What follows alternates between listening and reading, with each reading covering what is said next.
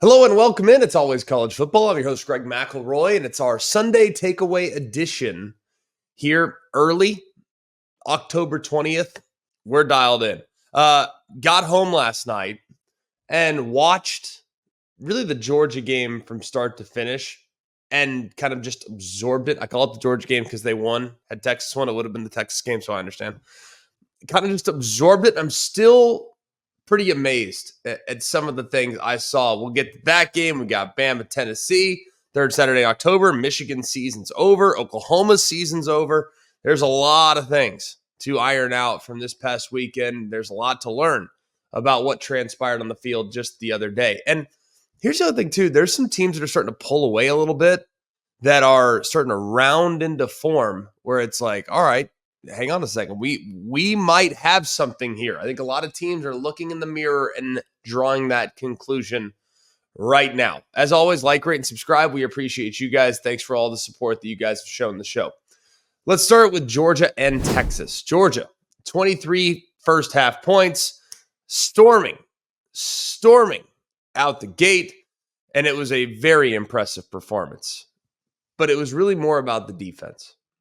3 weeks ago, Georgia's sitting there playing against Alabama, right? And they are in a deep hole in the first half.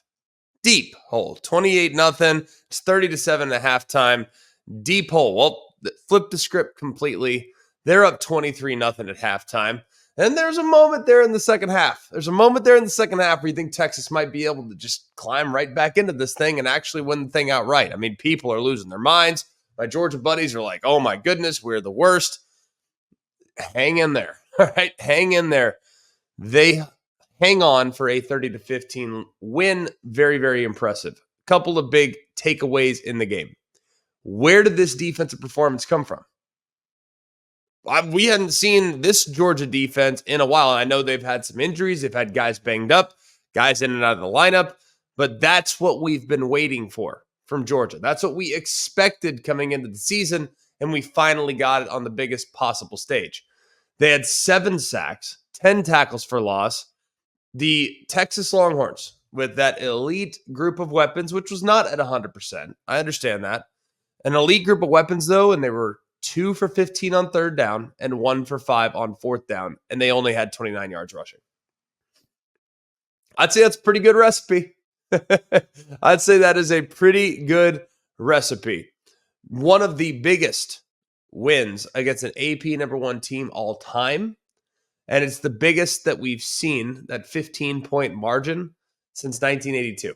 That was when Notre Dame beat Pitt 31-16 back in the early 80s. Long before when I was born and probably when most of y'all were probably not born either. So a lot of fun to watch that game.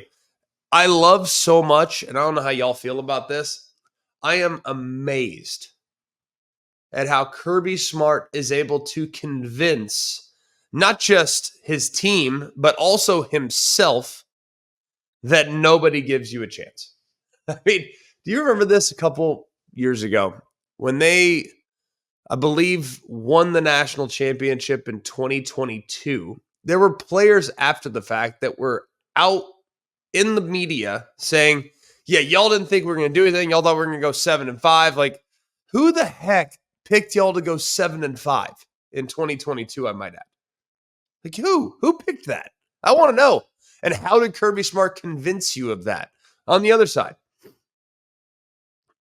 first of all, Kirby, you even said in your post-game interview that nobody at ESPN picked you. Your own network didn't pick you. That's what he said to Katie George there in the post-game. Well, I know somebody that did pick you. I won't say who, but you could probably connect the dots. It felt like a desperation moment for Georgia. It felt like the level of urgency that they had on their sideline is on a whole nother level. A whole nother level. Now, when you look at kind of how everything went down for Georgia in the Bama game, they played tight early, and then in the second half, when they had nothing to lose, they took off. I thought that experience would allow them to play at a higher level. They're on the road in a hostile environment that is extremely comparable to the one they experienced just a few weeks ago. And they responded beautifully. The game went a lot of the ways how I thought. I thought that there'd maybe be more points scored in the game. I thought there'd be a little bit more wide open offense. I thought Texas would have a lot more success blocking them. But either way, Georgia, in what was a sloppy game, really sloppy game, whether it's turnovers and I mean, what about the pass interference, no pass interference? That was a little bit strange.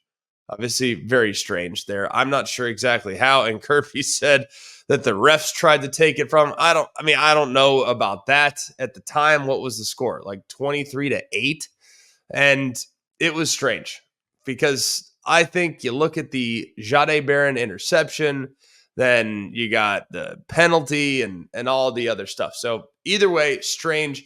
The right team won. That's all I really focus on at the end. Did the right team win? Yes. Georgia reestablishes itself as the team to beat in the Southeastern Conference this year.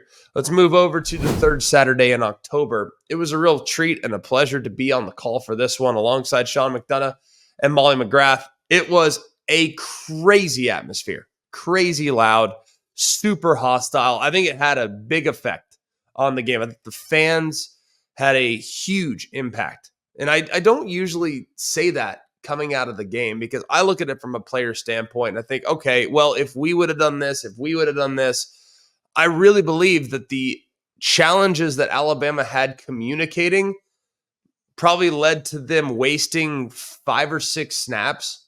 And I think it also probably led to 4 or 5 pre-snap penalties. So either way, it was an excellent performance from the Tennessee fans, and they deserve immense credit. Let's go to the game itself. Sloppy.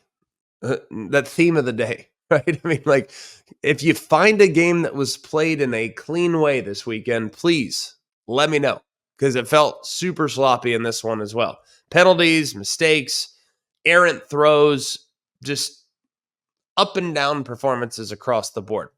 Let's start with Tennessee. Couple things. Another bad start.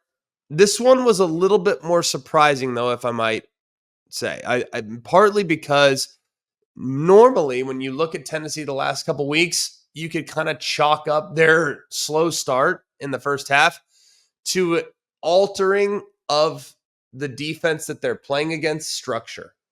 So basically, teams would show up. Tennessee would practice all week and look against a certain look because that's what that team had run up to the Tennessee game. And then the Tennessee game, it's like, well, let's put in a new defense.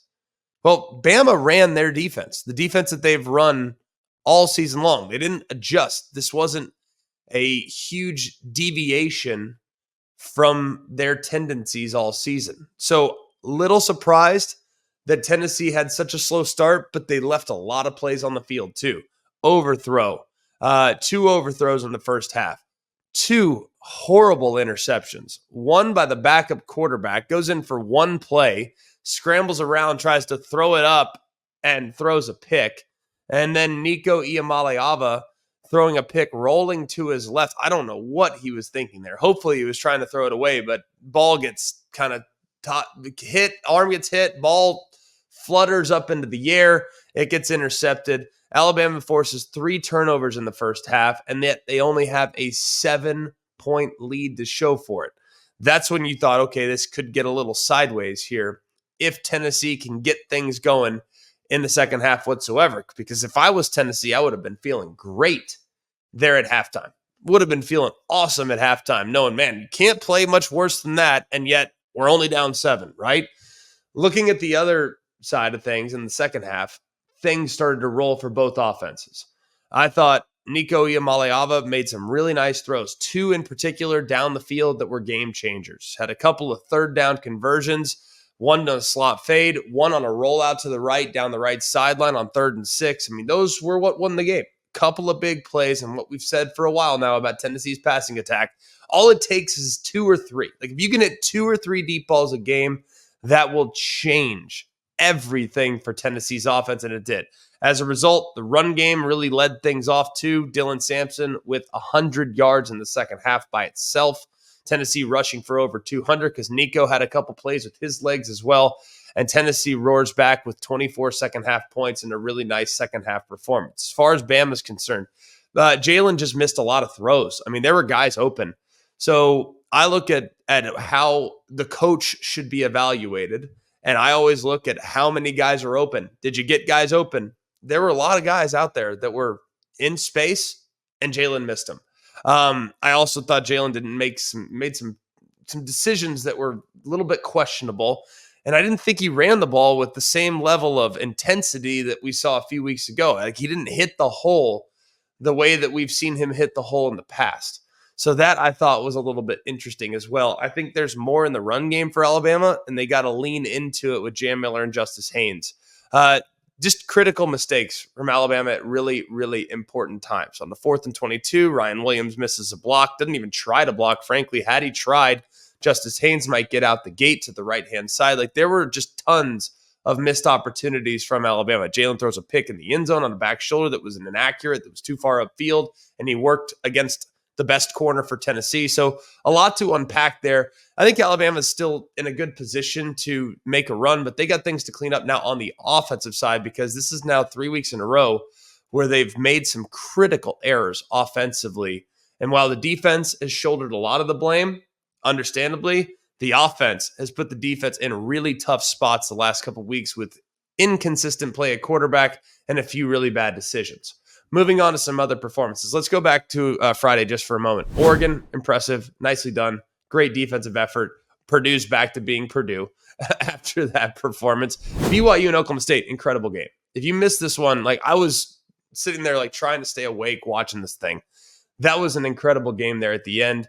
Last minute touchdown for BYU secures the victory. They remain undefeated, 7-0, 4-0 in the Big 12.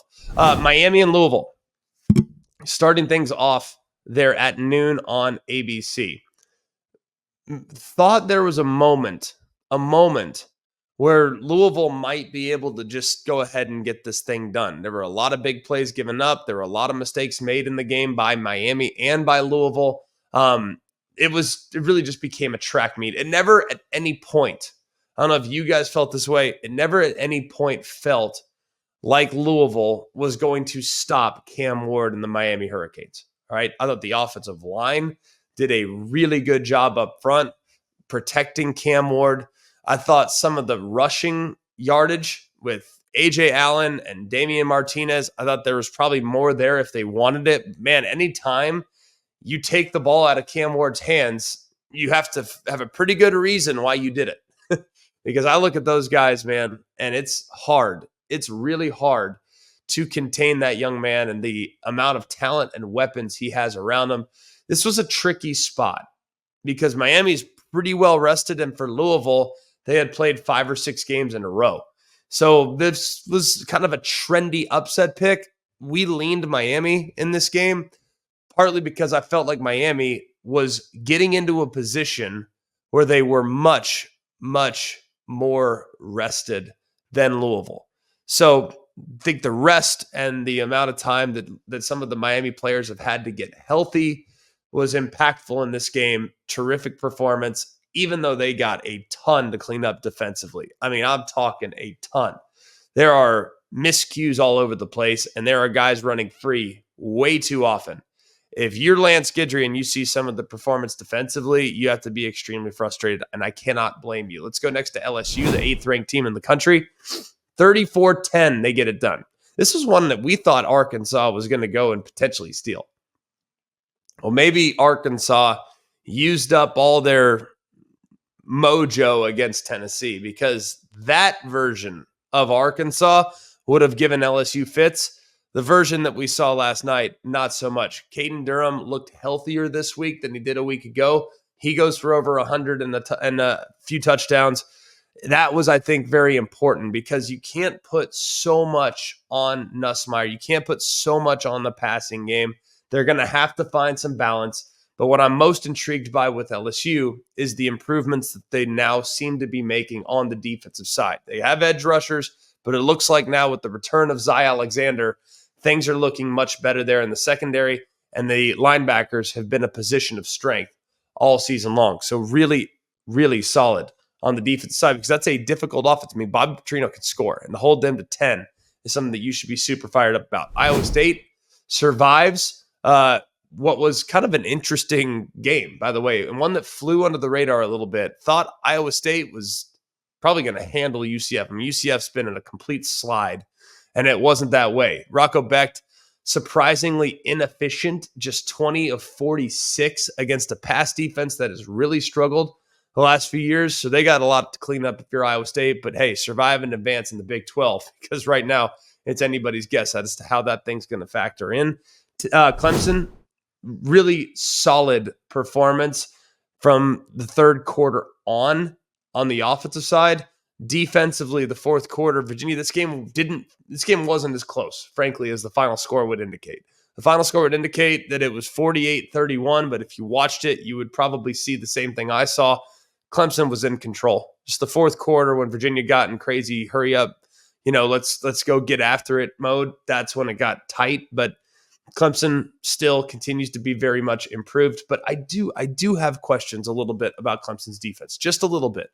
I just don't know. Remember, Clemson sets a high bar and a high standard for defense. I don't know if they're there just yet. Let's go next to Notre Dame and Georgia Tech. Notre Dame, tricky upset spot. I don't know exactly what I can learn right now from Georgia Tech, because I don't think Georgia Tech's going to be able to challenge Notre Dame the way that I thought Notre Dame would require to be challenged. I mean, Georgia Tech's with a backup quarterback. I mean, he, by the way, played decent. I mean, Zach Pyron didn't do a terrible job whatsoever. But I don't know. That's just not a great indicator. Notre Dame has Navy this week, by the way. Like, that game, Meadowlands, noon Eastern time, that's going to be pretty interesting. Just saying. Texas A&M gets a scare from Mississippi State, but they stay undefeated in the SEC. Indiana, with probably the performance of the day. We got this one dead wrong. I'm sitting there saying, I don't know, man. I don't know if Indiana's faced a defense like this. Well, if that's not bulletin board material, I don't know what is. Indiana goes out and stomps Nebraska 56-7. They are relentless, by the way. I mean, when you watch Indiana, they are just relentless. I mean, and look, Curtis Rourke got hurt in this game, hurts his hand. I hate that for him. I hope that everything's going to be all right. Didn't play in the second half. That was maybe the biggest takeaway after the fact that you acknowledge that Indiana, they're the real deal, man. Like, they are the real deal. Being able to run the ball the way they do, having depth the way they do in certain spots, I was very impressed with what I saw from the defensive side. Even though Raiola, they got a lot of yards, they clamped down when they needed to clamp down. So yes, while yardage was not maybe it wasn't the prettiest game from a yardage standpoint, but either way, man, you got to feel pretty good. I mean, they gave up 300 yards. It's pretty dang impressive to hold Nebraska to 70 yards rushing and all this other stuff. But man, very impressed, forcing 5 turnovers in the performance. That was the performance we've been concerned about for Nebraska. We had talked about the turnover aspect of it, how they went into that game +6. Well, then they give it away 5 times. So that's going to kill you all the time. But man, Indiana, to force those turnovers on a stage like that, one of the most hyped up games in recent history for the Indiana Hoosiers, and to perform the way they performed is to be really, really encouraging for Curt Cignetti and his team. Kansas State goes on the road to West Virginia and pounds West Virginia. Auburn has a 17-3 lead evaporate. Brady Cook gets hurt in the game. He's out, then he's back in. I mean, what a gutsy performance from that young man. But man, to score the way they scored there at the end and to put up 15 fourth quarter points to go and shock Auburn, frankly, was amazing. Auburn's now 2-5, and Missouri keeps their playoff hopes alive, even though they're probably still on life support. They'll travel to Tuscaloosa this week and face a Bama team that has now been handed their second loss. SMU wins convincingly at Stanford. Michigan, Michigan, I know a lot of people are up in arms. Y'all, Michigan is this close to being like a 2-5 football team. I mean, they are just not. It's shocking. I mean, I don't know what else to tell you, man. I just, to regress that significantly on the offense is really alarming. I don't know what to tell you, but Illinois 6-1, man. Very, very impressive from Illinois to be able to handle things the way they've handled them. What did we say about this game? We said that Illinois really struggles to stop the run. Well, Michigan ran the ball 38 times in this game for 3 yards per carry. That's pretty sporty, man. Illinois, when their Achilles heel is the run defense, boom, you're in a great spot if you can stop the run the way they stopped the run in this game, because Michigan they just can't manufacture enough separation. I mean, 3 more turnovers. Turnovers continue to be their Achilles heel. It's just Michigan's a mess is what they are. They are. I mean, you guys know that anyone that's watched this show knows that I've been very supportive of Michigan over the years, but man, they got problems. I mean, big problems on the offensive side. And this season, this thing could go off the rails here for Michigan. It really could. I mean, they almost lost to Minnesota. They almost lost to USC. I mean, you really look at kind of where things are going here for Michigan. They still have Oregon. How confident do you feel in them against Michigan State, who, by the way, looked pretty good last night in a big win? You're at Indiana in a couple weeks, and you got Ohio State. Michigan we could fast forward to the end of the year, and Michigan could be a 5-7 football team. Now, I don't think that's likely. I think it's a proud program, but the only game that's remaining on their schedule that is a bona fide W is Northwestern at home, and they're 4-3. Bad news. Bad news for the Michigan Wolverines. Navy remains undefeated. Army remains undefeated. It was a great Saturday in college football. So we appreciate y'all being here with us on our Sunday Takeaways. We will be back tomorrow. We will dive in and go through the entire weekend. And we'll dive a little bit deeper. Tomorrow is we have time. I'm ready. I'm about to dive in and watch a lot of tape and give you some significant takeaways on tomorrow's edition of Always College Football. So for all of us here at ACF, for Mark, Jake, Jack, the other Jack, I'm Greg. We'll see you tomorrow, and we appreciate you very, very much. And remember, it's always college football.